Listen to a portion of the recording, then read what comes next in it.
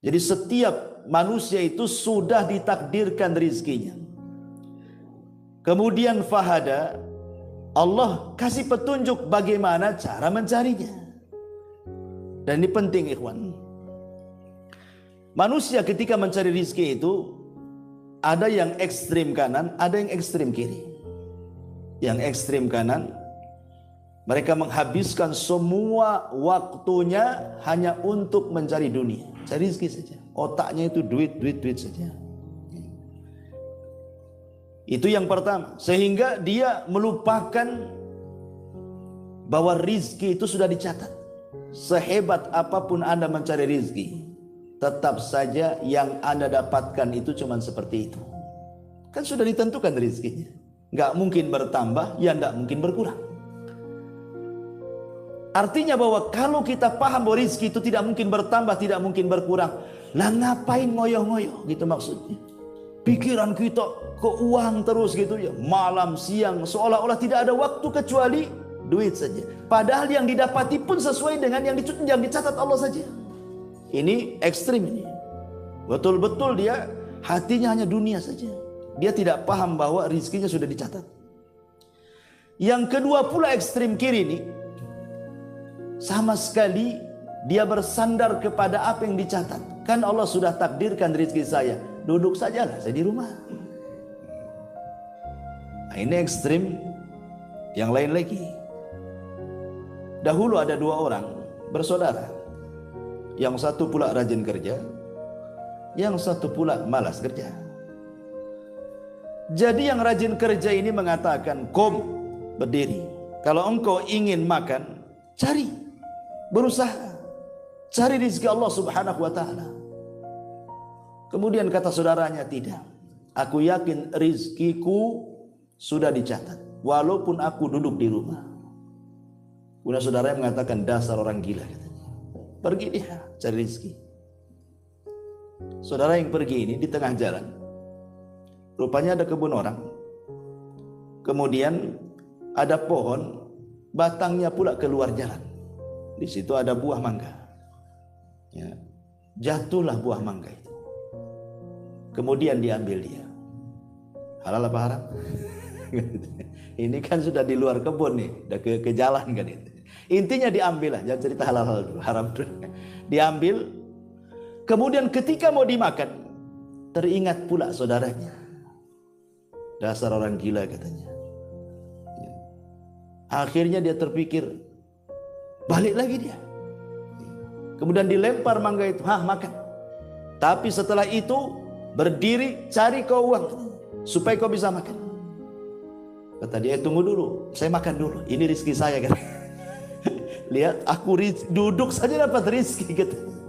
Coba, duduk saja dapat rezeki. Lihat bagaimana Allah mencatat orang duduk dapat rezeki kan. Bagaimanapun caranya, walaupun itu dongkol saudaranya, tapi itu rezeki dia sudah dicatat bahwa mangga itu milik dia. Walaupun caranya salah, tapi itu memang rezekinya sudah dicatat, dia makan mangga di situ. Artinya bahwa sehebat apapun manusia mengejar rezeki itu, maka rezeki akan segitu-gitu saja. Makanya dulu saya pernah ceritakan tentang kisah siapa? Ali bin Abi Thalib kan. Ketika ada seorang pengemis datang kepada Ali bin Abi Thalib, kemudian Ali menjanjikan akan diberikan beberapa dirham. Lupa pula Ali itu naruh uang di mana dia letakkan dirham-dirham itu. Akhirnya kelamaan jengkellah ini pengemis ini. Sebelum pergi mencuri pelana kudanya Ali. Pergi dia.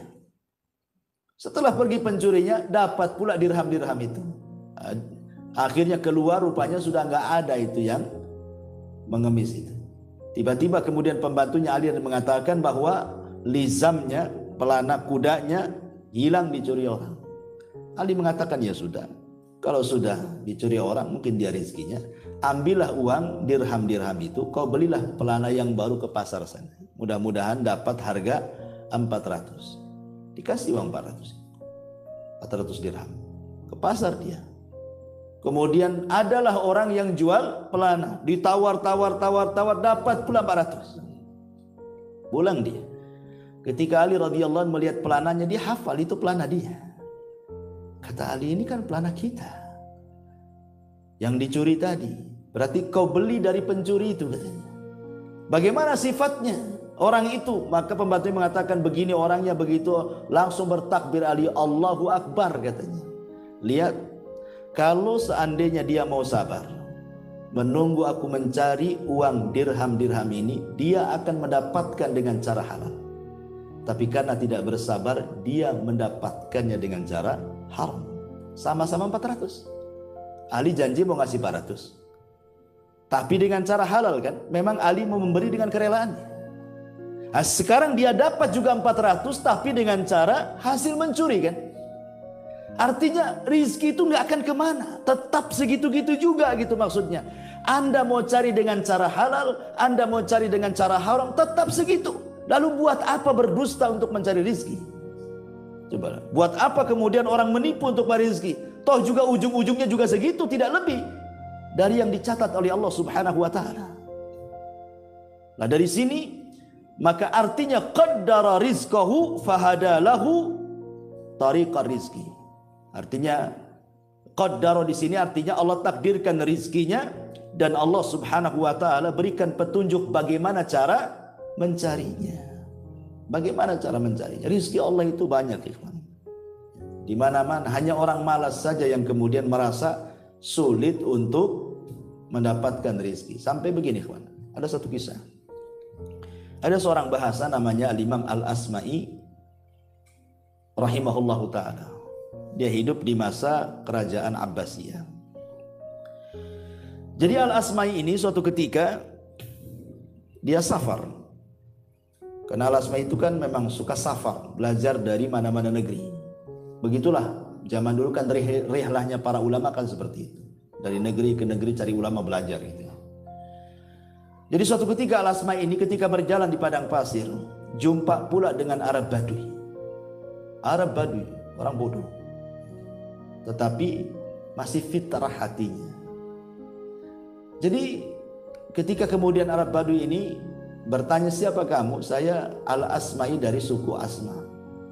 Oh, Anda Al-Asma'i, dari mana kau datang? Dia mengatakan dari negeri yang di situ dibacakan kalam-kalam Allah.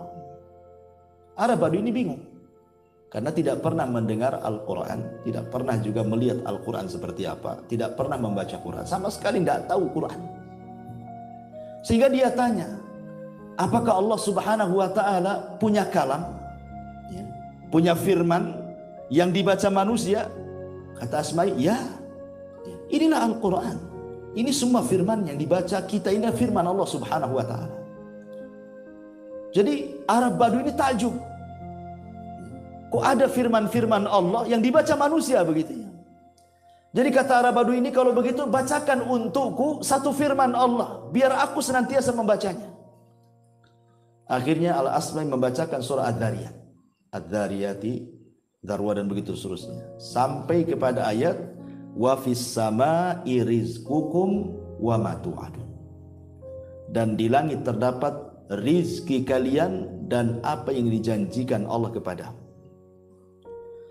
Ketika kemudian si Arab Badui ini mendengar kalimat wa fis sama'i rizqukum, dan di langit ada rizki kalian dan apa yang dijanjikan Allah kepada kalian, kata Arab Badui, hasbuk, cukup. Tiba-tiba kemudian dia ambil pedangnya, kemudian unta yang ditungganginya langsung disembelih, kemudian dipotong-potong, dikuliti, kemudian dia minta kepada Asma'i, tolong bagi-bagikan daging dan tulang-tulang ini kepada fuqara wal masakin, bantu saya katanya. Langsung kemudian dibagi-bagikan kepada orang yang lalang itu. Akhirnya habis. Setelah habis daging untanya, dia patahkan pedangnya, kemudian dikubur. Kemudian sambil berjalan dia membaca wa fis sama'i rizqukum wa ma tu'adun, wa fis sama'i rizqukum wa ma tu'adun, sampai pergi. Dia baca terus ayat ini. Al-Asma'i ketika melihat hal ini takjub dia. Dia mengatakan, demi Allah, aku sudah 30 tahun lebih sering lewat dengan ayat ini, wa fis sama'i rizqukum wa ma tu'adun, tetapi tidak punya pengaruh seperti pengaruhnya Arab Badui ini katanya. Dia baru baca satu kali Al-Quran, tidak pernah kenal Al-Quran. Itulah Al-Quran yang pernah dibaca. Tapi dia begitu yakin bahwa di langit itu ada rizki baginya dan apa yang dijanjikan Allah kepadanya. Sampai dia sembelih itu dia bagi-bagikan. Karena dia tidak takut bahwa rizkinya Allah tanggung. Itu maksudnya. Akhirnya beberapa tahun kemudian Al-Asma'i ini diajak haji oleh Khalifah Harun Ar-Rasyid rahimahullahu ta'ala. Setelah 2 tahun 3 tahunan begitu, berangkat dari negerinya menuju Mekah. Ketika di Mekah, dia mendengar ada orang membaca wa fis sama'i rizqukum wa ma tu'adu. Dia kenal dengan suara itu kan itu. Lah kok ada di sini dia katanya. Orang Baduy ini kok ada di sini? Pas didekati, betul orang itu adalah orang yang diajarkan lafaz wa fis sama'i rizqukum wa ma tu'adun, dan di langit itu ada rizki kalian dan apa yang Allah janjikan kepada kalian. Dipanggil Arab Baduy. Kemudian Arab Baduy ini senang karena berjumpa dengan Al-Asma'i dan dia mengatakan, ya Asma'i, laqad wajadna ma wa'adana rabbuna. Ya Asma'i, yang dijanjikan Rabb kami semua sudah aku rasakan. Semua yang dijanjikan Allah wa fis sama'i rizqukum itu betul-betul terjadi katanya. Kemudian dia mengatakan, ya Asma'i, kalau bisa berikan 1 ayat lagi untukku katanya, biar aku kuamalkan. Akhirnya Al-Asma'i melanjutkan ayatnya. Ayat daripada wa fis sama'i rizqukum wa ma tu'adun, apa bunyinya? Fa wa rabbis sama'i wal ardi innahu lahaqqun mithla ma annakum tantiqun. Maka demi Tuhan langit dan bumi, sungguh apa yang dijanjikan itu pasti terjadi seperti yang kalian ucapkan. Tiba-tiba kemudian Arab Baduy ini kaget, ya, dan mengatakan, ya Asma'i, siapa yang membuat Allah murka sehingga dia harus bersumpah katanya? Aku yakin nggak perlu bersumpah dia. Kan lafaznya gini, seolah-olah Allah itu tidak yakin dengan yang diucapkan. Itu pemahaman Arab Baduy. Ketika dia mengatakan wa fis sama'i rizqukum wa ma tu'adun, dan di langit itu ada rezeki kalian dan apa yang dijanjikan kepada kalian, tiba-tiba Allah menekan dengan sumpah, maka demi Tuhan langit dan bumi, sungguh apa yang dijanjikan itu pasti terjadi seperti apa yang kau ucapkan. Jadi seolah-olah khitabnya kepada Arab Baduy. Arab Baduy, ya Asma'i, siapa yang membuat Allah murka sehingga harus bersumpah katanya? Aku yakin dengan itu, tidak perlu bersumpah Allah itu katanya. Akhirnya kemudian dia pun ketakutan kepada Allah. Disangkanya Allah murka kepadanya karena dalam ayat itu ada sumpah masalahnya. Ya. Seolah-olah Allah murka. Dia mengatakan, siapa yang membuat Allah murka gitu kan. Akhirnya dia pun terserang jantung dan mati seketika. Ya, ketika dia mengatakan seperti itu, Asma'i tertegun lagi. Masya Allah, kok ada orang tidak pernah membaca Quran, hanya mendengar sekali bacaan, tapi pengaruhnya luar biasa. Itu maksudnya keyakinan kepada wa fis sama'i rizqukum wa ma tu'adun, itu bahwa di langit ada rizki yang Allah subhanahu wa ta'ala akan anugerahkan kepada kalian dan apa yang Allah janjikan kepada kalian. Coba kalau kita pahami ayat ini, tidak mungkin orang itu kemudian stres dengan rizki. Nggak mungkin stres dengan rizki. Kenapa? Karena qaddara fahada. Allah sudah takdirkan kok rizki. Dan maknanya di langit itu ada rizki kalian karena memang Allah subhanahu wa ta'ala ada di ketinggian di langit. Dia lah yang ngasih rizki kepada kita. Dan rizki Allah subhanahu wa ta'ala itu dulu pernah saya jelaskan ada 2 kan. Ada yang disebut dengan rizkun nazil, ada yang disebut dengan rizkun sha'id namanya ya. Ada rizki yang disebut nazil, rizki yang Allah turunkan kepada kita. Ada yang sifatnya sha'id, rizki Allah itu kita naikkan ke atas langit. Jadi ada yang turun dari langit, ada yang kita naikkan ke langit.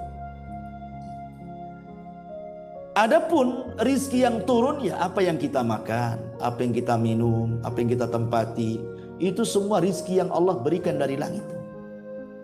Adapun rizki yang kita naikkan ke langit, itulah amal-amal soleh kita. Kalau kita bangun masjid, nanti dibangun satu istana di sorga. Kalau kita membaca subhanallah bihamdihi, Allah satu tanam pokok kurma di sorga. Itulah amal soleh kita. Jadi rizki yang naik itu adalah rizki yang disimpan oleh kita, yang kelak kita rasakan kalau kita masuk sorga. Itu maksudnya. Atau lebih senangnya lagi mungkin bahasanya, rizki yang naik itu ada dalam masjid, rizki yang turun dari langit itu ada di luar masjid. dahulu di zaman Rasul, ketika Nabi SAW melaksanakan sholat Jumat pertama dan jumlahnya 40 orang, dari sini mazhab Syafi'i mengatakan bahwa sholat Jumat itu harus 40 orang minimalnya, karena pertama kali sholat Jumat itu jumlahnya 40. Di tengah-tengah Nabi SAW sedang khutbah Jumat, datang kafilah dagang ya dari Syam. Lah orang-orang ini yang sedang sholat, yang sedang mendengarkan khutbah bubar, separuhnya bubar. 20 orang keluar kemudian mengambil kafilah dagang karena takut dia tidak bisa beli, kehabisan dagangannya kan itu. Keluar dia 20 itu dari masjid. Ya. Dari sini juga kemudian ada mazhab yang mengatakan bahwa minimalnya sholat Jumat itu 20, karena yang 20-nya keluar mengejar jualan tadi karena ada kafilah dagang dari Syam. Dari sinilah Allah Subhanahu wa taala turunkan ayat kan. Turunkan ayat surah Al-Jum'ah. Wa idza ra'au tijaratan aw lahwan infaddu ilaiha wa tarakuka qa'ima. Qul ma indallahi khairun minal lahwi wa minat tijarah wallahu khairu razikin. Dan apabila mereka melihat perdagangan atau permainan, mereka pun berpaling darinya. Dan mereka meninggalkan engkau wahai Muhammad dalam kondisi engkau berkhutbah berdiri. Ya. Katakan ya Muhammad kepada mereka bahwa yang di sisi Allah itu jauh lebih baik dibandingkan permainan perniagaan itu, karena Allah sebaik-baik pemberi rizki. Lihat bagaimana Allah Subhanahu wa taala menegur di sini. Yang lari mengejar rizki di luar masjid, ya, tidak lebih baik dibandingkan orang yang tetap ikut sholat Jumat bersama Nabi, gitu maksudnya. Dari sini menunjukkan bahwa rizki yang naik jauh lebih baik dibandingkan rizki yang turun. Walaupun kenyataannya kalau saya tanya dengan jujur, antum milih rizki yang naik apa rizki yang turun? Nggak mungkin antum bilang rizki yang naik. Buktinya sudah sedekah bakhil. Pasti antum milih rizki yang turun kan, karena itu yang nampak, mobilnya nampak, rumahnya nampak, uangnya nampak gitu ya. Maunya kita yang nampak-nampak saja. Adapun di sana di sorga itu kan macam cerita ya, nggak yakin ya. Sehingga karena nggak yakin itu, walaupun antum nganggur ada masjid kerja bakti, tidak mau datang juga antum ke situ. Katanya rizki yang naik lebih antum utamakan dibandingkan rizki yang turun, tapi kenyataan di lapangan tidak seperti itu. Itulah karena apa? Manusia sudah dikuasai dengan dunia. Dan yang lebih hebat lagi dari kuasa Allah, qaddara fahada. Allah Subhanahu wa taala sudah mentakdirkan rizki dan memberikan petunjuk untuk mencari rizkinya. Ingat bahwa semua yang ada di langit, semua yang ada di bumi, kiri, kanan, atas, bawah, itu rizki bagi manusia secara umum. Kenapa Allah menciptakan langit? Untuk siapa? Untuk kita. Kenapa Allah ciptakan bumi? Untuk siapa? Untuk kita. Makanya Allah Subhanahu wa taala mengatakan, alladzi ja'ala lakumul arda firasya. Dialah yang telah menjadikan bumi terhampar untuk siapa? Untuk kalian. Itu rizki. Bumi terhampar, kita bisa berjalan di bumi, itu rizki itu. Kemudian was-sama'i binaan, was-sama'a binaan, dan Allah jadikan langit sebagai bangunan, atap bagi kita, naungan bagi kita, itu rizki juga. Kemudian wa anzala minas sama'i ma'an, Allah turunkan dari langit air, air rizki juga, kan gitu ya. Fa akhraja bihi minats tsamarati, dan Allah keluarkan dari bumi itu buah-buahan, rizqan lakum, itu semua rizki bagi kalian. Jadi Allah Subhanahu wa taala menciptakan makhluk ini semuanya rizki bagi kita sebenarnya. Kalau seandainya ayam bisa bicara, pasti ayam akan ngomong, aku ini diciptakan untuk kau makan. Kalau seandainya kambing, sapi itu bisa bicara, maka mereka akan mengatakan seperti itu. Aku diciptakan itu untuk kalian makan sebenarnya. Kalau seandainya jeruk, durian, apalah namanya, buah-buahan, rambutannya, kesemaknya, salaknya bisa bicara, pasti mereka akan mengatakan, aku ditumbuhkan Allah untuk kalian makan. Tapi kan mereka tidak bicara. Tapi itu kenyataannya kan seperti itu. Artinya bahwa manusia itu betul-betul dimuliakan oleh Allah Subhanahu wa taala sampai seisi langit dan bumi itu sebenarnya untuk manusia. Saking mulianya manusia. Luar biasa itu ya. Taib asyrul muslimin yang dimuliakan kembali. Kemudian penafsiran yang berikutnya, qaddara fahada. Allah tentukan rizkinya, kemudian Allah berikan petunjuknya bagaimana cara mencari rizkinya. Terkadang ikhwan, ada makhluk yang Allah ciptakan itu madarat bagi manusia. Contoh, Allah menciptakan tikus, itu madarat bagi manusia. Tapi setelah itu Allah ciptakan kucing, maka tikus menjadi ketakutan dengan kucing gitu. Jadi saling takut-takutan tuh. Manusia takut sama tikus, tikus pula takut sama kucing. Ya. Artinya bahwa rizki kita diambil tikus. Tikus sendiri rizkinya kucing. Itulah qaddara fahada ya. Kadang-kadang Allah ciptakan ini untuk menjadi rizki ini pula menjadi rizki orang lain. Itu juga makna qaddara fahada. Bahkan yang luar biasa, kita lihat bahwa ada ulatnya. Ulat itu makan dedaunan, tapi kemudian menghasilkan sutra. Ada juga tawon umpamanya. Dia makan sembarang dari dedaunan bunga-bunga, tiba-tiba menghasilkan madu. Yang anehnya adalah bahwa tidak ada satu binatang yang bisa menggantikan posisi binatang yang lain. Semut disuruh mengeluarkan sutra tidak bisa, karena itu bukan pekerjaannya. Ya. Antum cari lalat, dikasih gula pun tidak akan keluar madu. Kan gitu ya. Artinya Allah sudah tentukan kadar rizkinya itu. Ya. Bahwa sebuah kaum ditentukan rizkinya dan tidak bisa dipindahkan ke kaum yang lainnya. Tidak bisa. Makanan juga begitu. Ada hewan tuh besar, seperti mamanya kambing, sapi. Dikasih makan daging dia tak mau. Karena itu bukan rizki dia. Yang maunya dia makan rumput saja. Harimau pula antum kasih rumput, yang nggak mau dia. Karena itu bukan rizkinya. Dia maunya daging kan gitu ya. Jadi semua kadar-kadar rizki itu sudah ditentukan oleh Allah. Ini siapa